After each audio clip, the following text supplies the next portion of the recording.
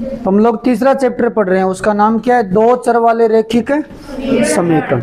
इसके अंदर हम आज ये पढ़ेंगे जो दो चर वाली रेखिक समीकरण है उनका आलेख कैसे बनता है।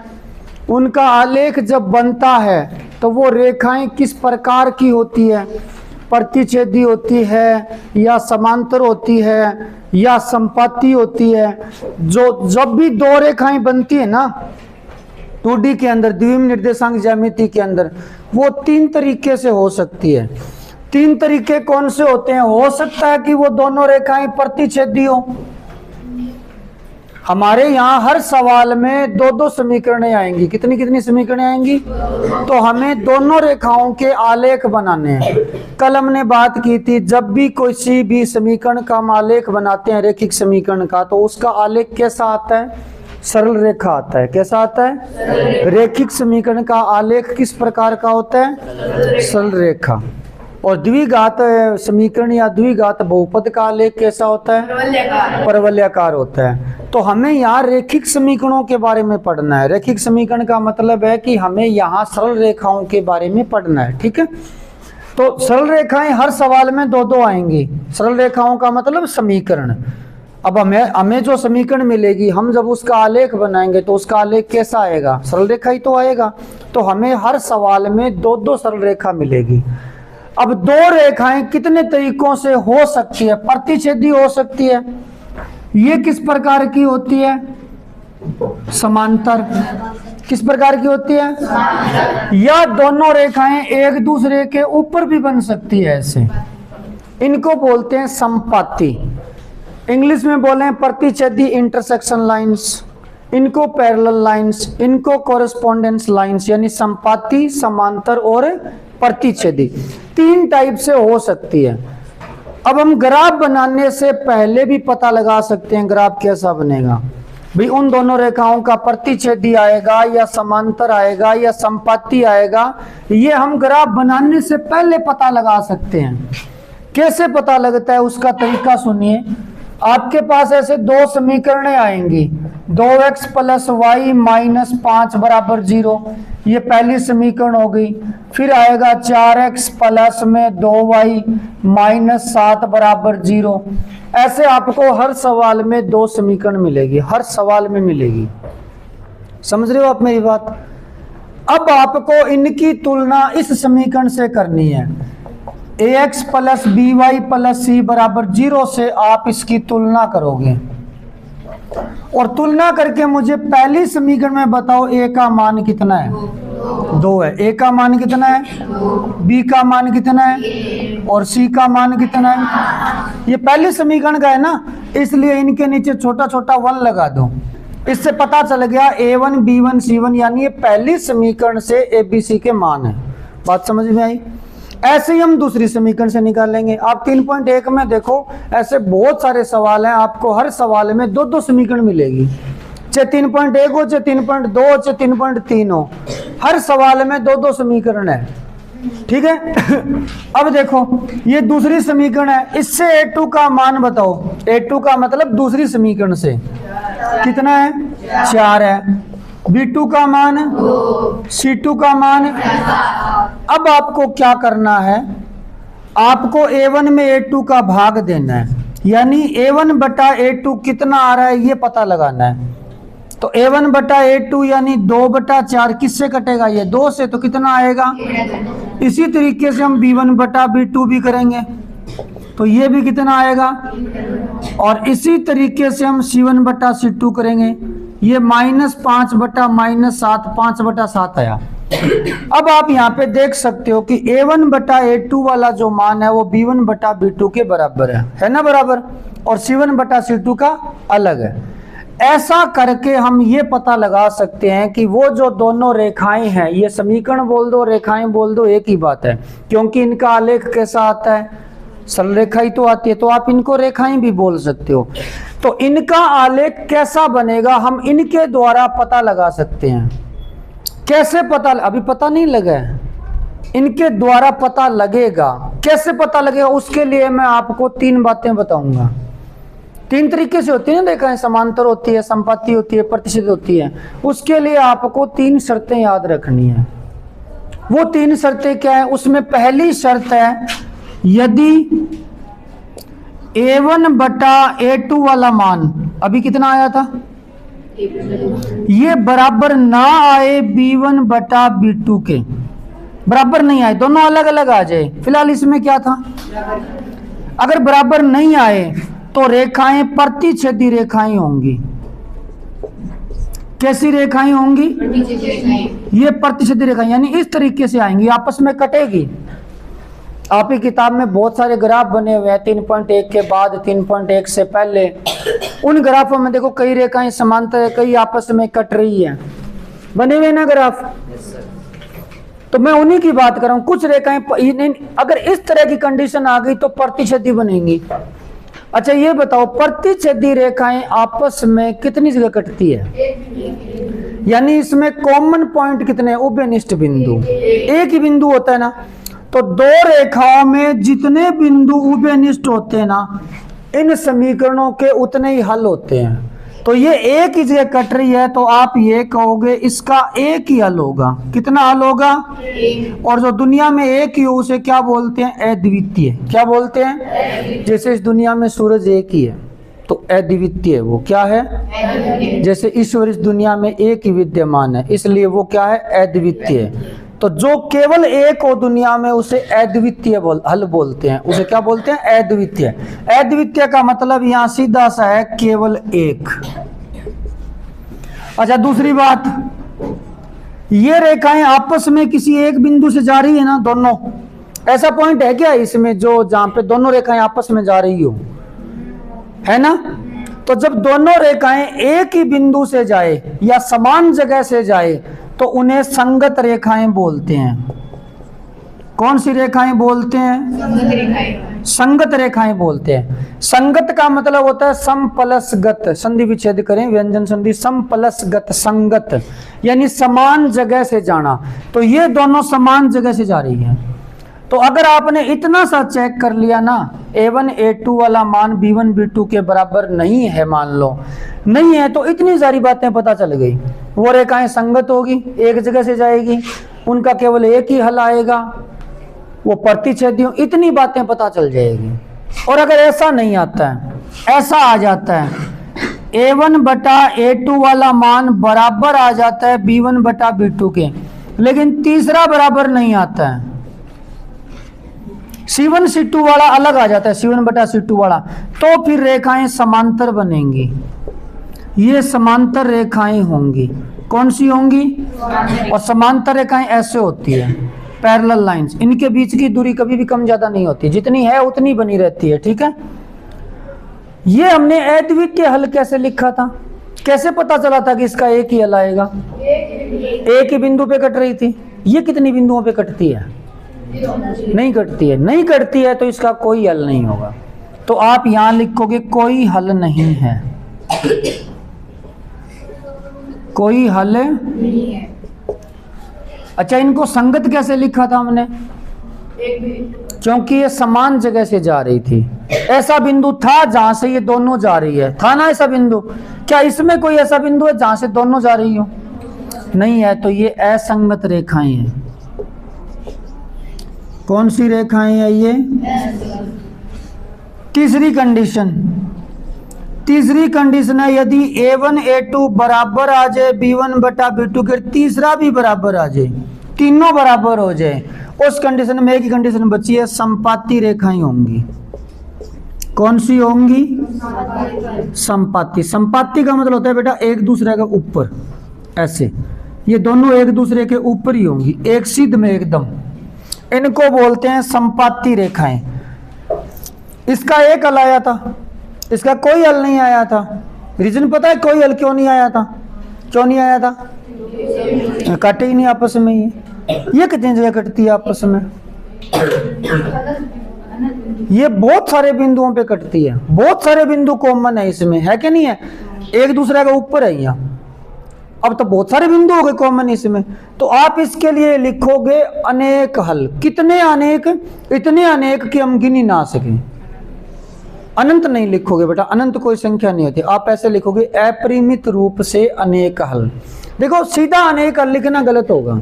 अनेक हल का मतलब होता है बहुत सारे। ऐसे तो मैं कह दूं हमारे विद्यालय में अनेक विद्यार्थी पढ़ते हैं, अनेक का मतलब बहुत सारे हो गए।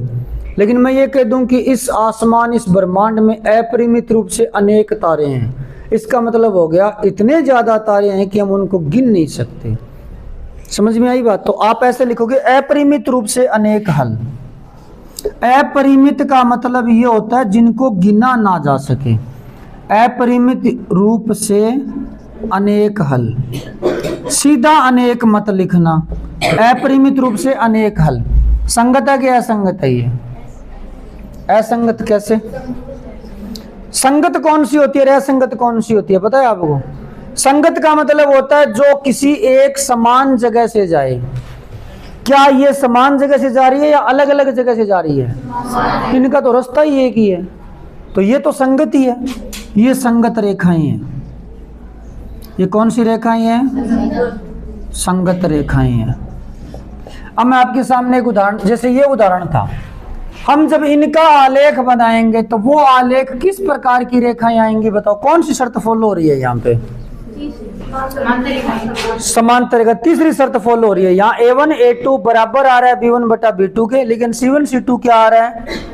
अलग आ रहा है। तो जब आप इनका आलेख बनाओगे तो वो रेखाएं कैसी बनेंगी? समांतर बनेंगी। मैं एक और उदाहरण लिख देता हूं। जैसे मान लो x माइनस वाई प्लस 4 बराबर 0, 2x प्लस में 2y माइनस 7 बराबर 0। इसमें बताओ A1 बटा A2 कितना हुआ? A1 बटा A2 कितना हुआ? ये A1 है, ये A2 है, A B C। समझ गए? इससे तुलना करनी है। अच्छा आप बताओ B1 बटा B2 कितना है? कौन सी शर्त लग रही है? पहली लग रही है। दोनों बराबर नहीं आए ना, दोनों बराबर नहीं आए, तीसरा देखना ही नहीं है। C1 C2 बराबर आए चाहे ना आए उसका कोई मतलब ही नहीं रह जाता। ये दोनों अगर बराबर नहीं आता है तो तीसरा देखो ही मत C1 C2। अगर ये दोनों बराबर आ जाते हैं तो C1 C2 देखना पड़ेगा बराबर है या नहीं है। इसमें देखने की जरूरत नहीं है। अगर ये दोनों बराबर नहीं है, यहाँ पे स्पष्ट दिख रहा है कि A1 बटा A2 बराबर नहीं है B1 बटा B2। क्रॉस लग गया ना, क्रॉस लग गया, इसका मतलब रेखाएं भी क्रॉस वाली होगी। समझ में आई बात? तो अब ऐसी रेखाएं बनेंगी। हम इनका ग्राफ बना के देखेंगे, आपसे मैंने ग्राफ मंगवाया है ना, इनका ग्राफ बना के देखेंगे। जब ग्राफ बनाएंगे ना तो इनका ग्राफ ऐसा ही आएगा, रेखाएं आपस में कटती भी आएगी। ये हमने ग्राफ बनाने से पहले पता लगा लिया।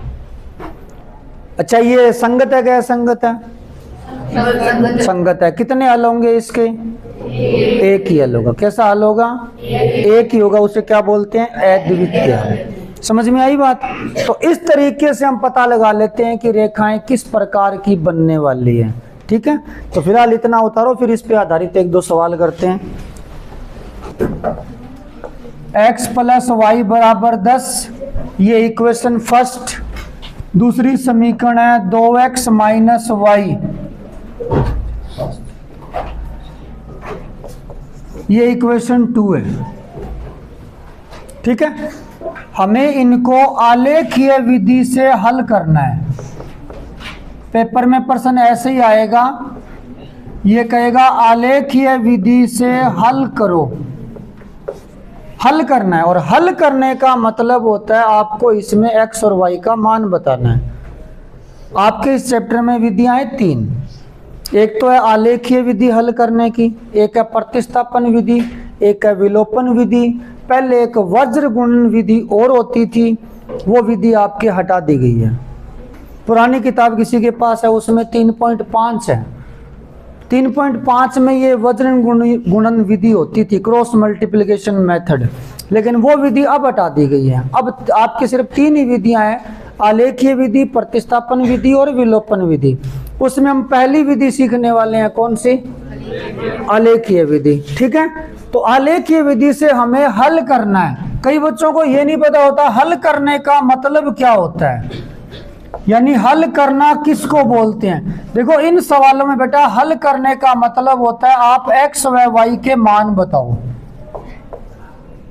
किसके मान बताओ, मतलब अपने को इनको हल करके एक्स और वाई के मान बताने हैं और हल करना है आलेखीय विधि से। समझ में आ रही है बात? पहले ये चेक कर लेंगे आलेखीय विधि लगाने से पहले कि इसमें आलेख आएगा कैसा। आलेख का मतलब ग्राफ। ग्राफ हम पहले चेक नहीं कर सकते कैसा आएगा? कर सकते हैं ना, वो शर्तें बताइए ना अभी 3, उनसे चेक कर सकते हैं ग्राफ कैसा आएगा। तो चलो पहले चेक ही कर लेते हैं। तो वो चेक करने के लिए पहले मुझे आप a1 बटा a2 बताओ कितना आ रहा है, 1/2। इसी तरीके से मुझे b1 बटा b2 बताओ, 1 बटा -1 यानी -1 आया। क्या ये इक्वल है?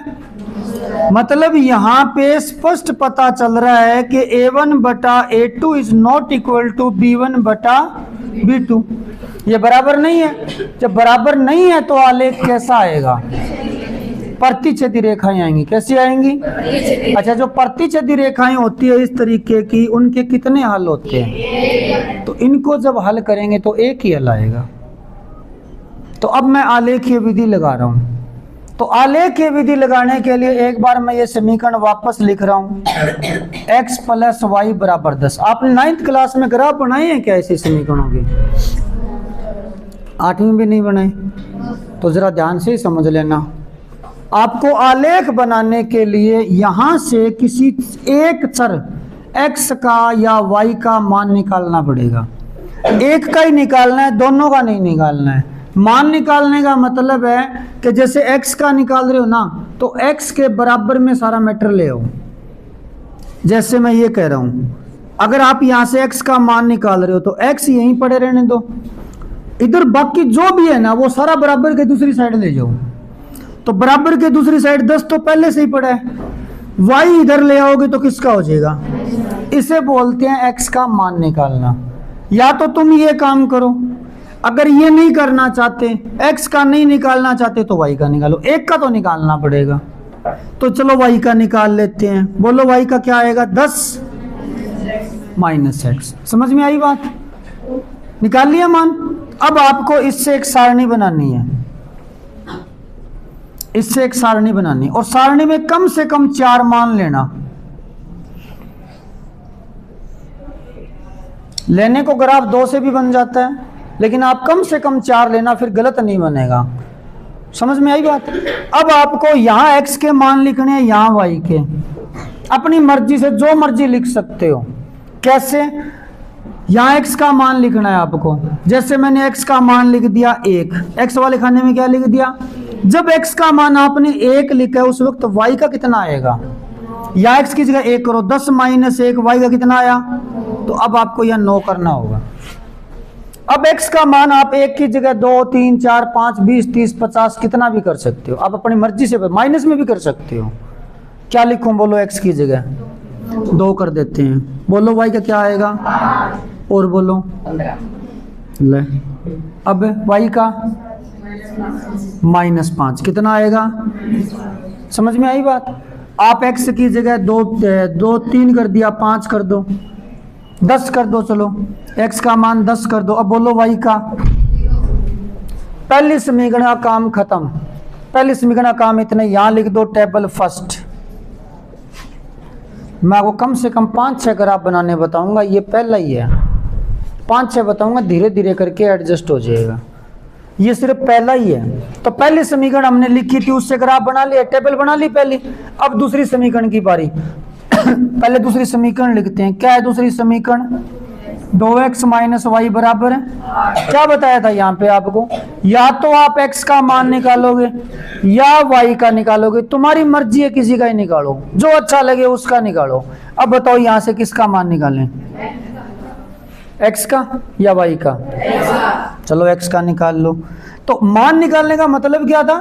x को छोड़ के बाकी सारा सामान इधर बराबर से, सारा इधर जाना चाहिए। तो चलो 2x इधर पड़ा है, बराबर में 8, -y इधर लाओ, किसका हुआ? आगे के सारो इनने नहीं आया, अभी 2 रह गया। अब 2 कहां जाएगा तुम बताओ? तो यहां से x = आएगा 8 + y बटा, ये x का मान आ गया। मैं एक बार ऊपर लिख देता हूं ताकि सबको दिख जाए। तो x बराबर आया y प्लस 8/2, या 8 प्लस y/2, वो तो एक ही बात है। कोई दिक्कत इस x के मान में? समझ में आ गया? चलो मैं एक चीज और बता देता हूँ। ये तो चलो आपने x का निकाला है, अगर y का निकालते तो आता क्या, ये तो बता दूं। बताओ क्या आता, कैसे निकालूं y का मान?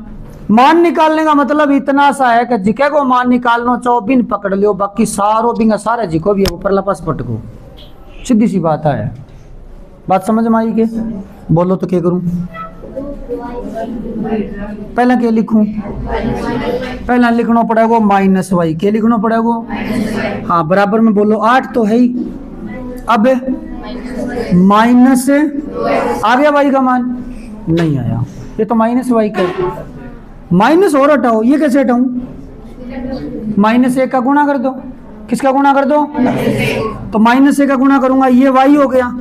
माइनस का 2x है, इसको -1 का गुणा करेंगे, ये किसका हो जाएगा? प्लस का 2x। 8 किसका हो जाएगा?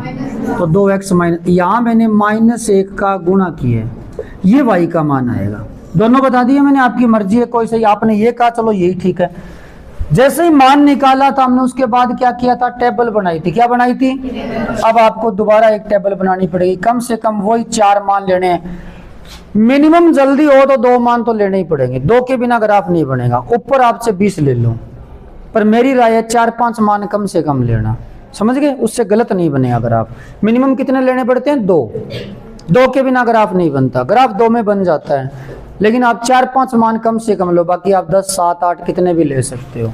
तो यहाँ x, यहाँ y। हाँ मान बताओ पहले, यहाँ x का लिखूं क्या y का? तुम ये आइडिया लगाओ। मैं तो x का 1 लिख दूंगा, x का 1 लिख दूंगा, फिर मैं पूछूंगा y का बताओ कितना होगा। तो थाने कैलकुलेशन करनी पड़ेगी। इन तो एक काम करो, y को चेपो नहीं आपने, तो सॉरी वही कैलकुलेशन। y का क्या लिखूं? तो पहला y और का नाम लिख दियो 2। अब y का 2 करोगे तो 2 और 8 10, 10 में 2 का भाग x का, और बोलो 8 0 कर दूं। अब बोलो कितना आएगा x का? 4। और बोलो y का 8 करूं? आ लो। अब x का 16 में 2 का भाग, और y का 5 कर तो दूंगा, पॉइंटों में आएगा। अब पॉइंटों में ग्राफ में ढूंढ लोगे, अगर ढूंढने की हिम्मत है तो मैं तो कर देता हूँ। चलो 5 ही कर देते हैं। आपने कहा 5, आ लो 5। 5 8 13, 13 में 2 का भाग 6.5 कर सकते हो। 1.25 भी लिख सको, खुली छूट है, पर वे मान भी तो ग्राफ में आपा नहीं ढूंढना है। अभी ध्यान रख लियो, कोई बात नहीं। अब कर दिया वो कर दिया। अब आपको ये काम तो हो गया पूरा। अब बनाना है ग्राफ, समझ में आई बात? अब ग्राफ बनाओगे तो ग्राफ के अंदर आप ऐसे x अक्ष और y अक्ष बनाओगे। ये x अक्ष हो गया, ये y अक्ष हो गया। सबसे पहले यहाँ पैमाना लिखोगे, पेन से लिखना है पैमाना। x पर अधिकतम मान कितना है? 8। या x पर अधिकतम मान है 15। तो आपके ग्राफ में यहाँ 15 डब्बे होंगे। 15 डब्बे नहीं है, अगर कम है तो एक डब्बे के बराबर में 2-2 मान ले लो। जैसे ये पहला डब्बा पूरा हो रहा है, यहाँ पे लिख दो 2। क्या लिख दो? यहाँ पे लिख दो 4। फिर दूसरे डब्बे पे 6, उसके बाद 8, फिर 10, फिर 12, फिर 14, फिर 16, फिर। और अगर मान लो आप ये 15 नहीं रखवाते, मान लो मैं x की जगह 15 की जगह 3 ही रख देता, तो अपना अधिकतम मान x का कितना होता? 10 होता। तो मैं 1 2 3 4 5 6 7 8 9 10 अपना पूरा हो जाता। अब तो जितो बड्डो रखा होगा बितो पैमाना के ऊपर अपन मान फैलाना पड़ेगा, समझ गया थे? तो x अक्ष पर क्या पैमाना हुआ बताओ? x अक्ष पर 1 सेमी बराबर, ये डब्बे 1 सेमी के होते हैं, 2 इकाई लिखोगे। क्या लिखोगे? y पर अधिकतम कितना है? 8। y पर अधिकतम 9, कुछ ज्यादा नहीं है, तो 1 ही ले लो y पर। तो y अक्ष पर 1 सेमी बराबर है 1 इकाई। थोड़ा सा y को और लंबा कर देते हैं। y पर 1 लेना है क्या? 1, उसके बाद 2 3 4 5 6 7, कितना है y पे अधिकतम? 8 9। कुछ माइनस में भी है शायद y पे, माइनस में भी है, माइनस में नीचे ही होता है क्या? -1, -2, -3, -4, -5, इतने बहुत है। यहाँ कौन सा बिंदु होता है? 0, 0। इसे कौन सा बिंदु बोलते हैं? मूल बिंदु, मूल बिंदु बोलते हैं। सुनो एक मिनट, अब ये मान ढूंढो। x का 1, y का 9, x का 1 यहाँ बीच में मिलेगा, y का 9 ऊपर, ये रहा। ऐसे छोटा सा बिंदु बनाना है, बार राउंड लगाना है, घोटना नहीं है इसको, ठीक है ना। इसका निर्देशांक लिख दो, p का 1,9 है। क्या लिखूं आप बताओ? नहीं आप बताओ क्या लिखना है, मैं पूछना चाहता हूँ क्या लिखूं? ये लो, ये लिख दूं। नाम ही तो लिखना है, अब नाम लिखना है ना, मतलब आप अपनी मर्जी से कोई भी नाम लिख दो। क्या कबूतर लिख देना, ए जैसे तो ए लिख देना। तो निर्देशांक लिखो, इनको बोलते हैं निर्देशांक। पहले x का लिखना है, फिर y का लिखना है, ये ध्यान रखना। x का 1 है, y का 9 है। अब x का 2, y का 8, ये ढूंढो। x का 2, y का 8, ये रहा, ये b लिख दो, 2, 8। तीसरा 15 - 5, x का 15, y का -5, x का 15 ये रहा, y का -5 ये रहा। ये वैसे आपकी ग्राफ में तो लाइनें होंगी ना, ऐसे आपको तो मिल जाएगा। तो ये c हो गया 15 - 5। d है 10, 0। x का 10 कहाँ है? x का 10 ये रहा, y का 0 ये रहा। तो ये d हो गया 10, 0। y वाला मान कहाँ है? 0 ऊपर है 0 या y का नीचे है? 0 कहाँ है? नीचे है, यही है बीच में, तो यही होगा 10, 0। अब इन सारे बिंदुओं को मिला दो, एकदम डोका भर की सिद्धि होगी। और अगर आज ये गलत कहीं लगे कि इन्हें बंक खागी, तो समझ लियो वो बिंदु गलत बना दिया आपने वो मान फिर सही नहीं लिया है। मेरे वाले में थोड़ा सा तो आपको ऐसे करोड़ दिख रहा होगा, लेकिन आप ग्राफ में बनाओगे तो एकदम स्ट्रेट लाइन आएगी, समझ गए। इस लाइन के ऊपर इसका नाम लिखना है। नाम का मतलब ये किसका आलेख था? आलेख था x + y = 10 का, वो इसके ऊपर लिखना है x + y = 10 का। ये पहला आलेख पूरा हो गया। अब दूसरी टेबल 5, 2, टाइम कम है जल्दी बना रहा हूं। x का 5 कहाँ? x का 5 ये रहा, और y का 2 ये रहा। ये p मान लो 5, 2, 4, 0, x का 4, y का 0 ये रहा q, 4, 0, 8, 8, 8 और फिर 8, x का 8, y का 8, यहां आएगा लगभग, यहां आएगा लगभग।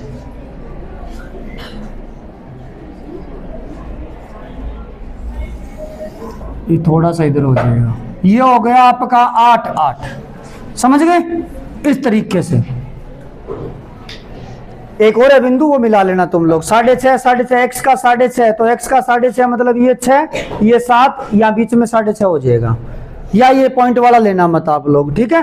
बिंदु कोई से भी ले सकते हो। आलेख सबका यही आएगा, इसके ऊपर इसका नाम लिखना है। नाम का मतलब समीकरण। कौन सी समीकरण थी? 2x - y = 8। अब सुनो, हमने आलेख बना दिया। हमने शुरू में ये पता लगाया था कि ये प्रतिच्छेदी रेखाएं होंगी, पता लगाया था ना। क्या ये प्रतिच्छेदी आई है? 100% आएगी। ना आए तो समझ लेना आपने या तो शर्त गलत चेक की है या बनाया गलत है।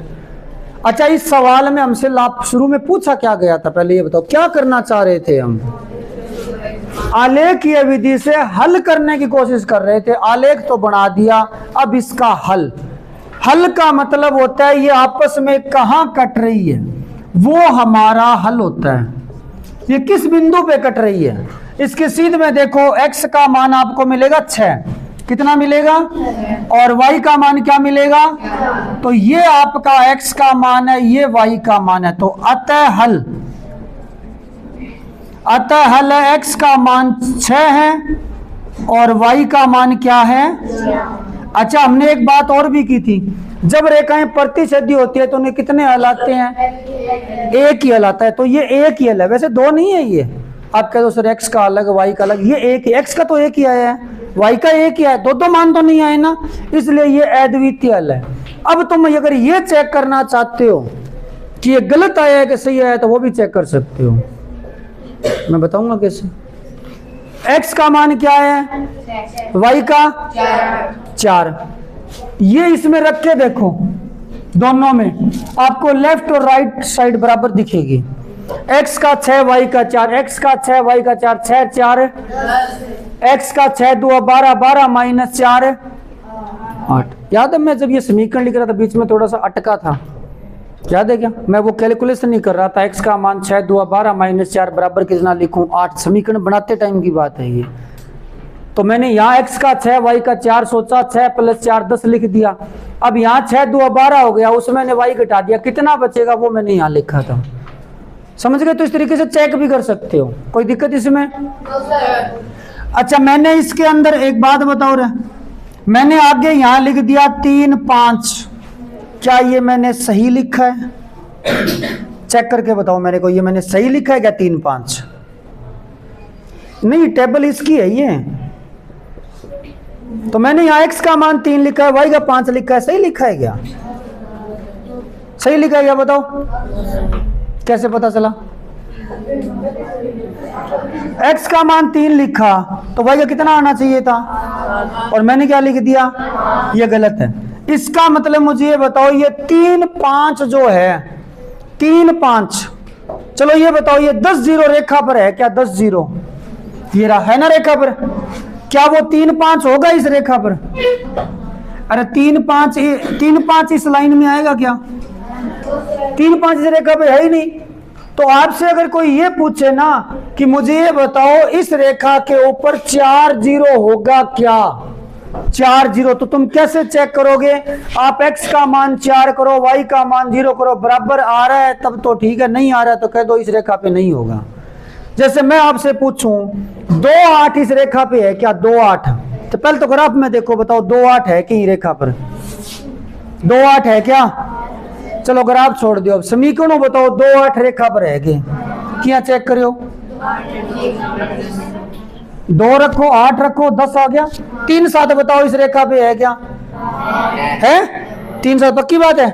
क्या ये रेखा 0 0 से गुजरेगी? क्यों?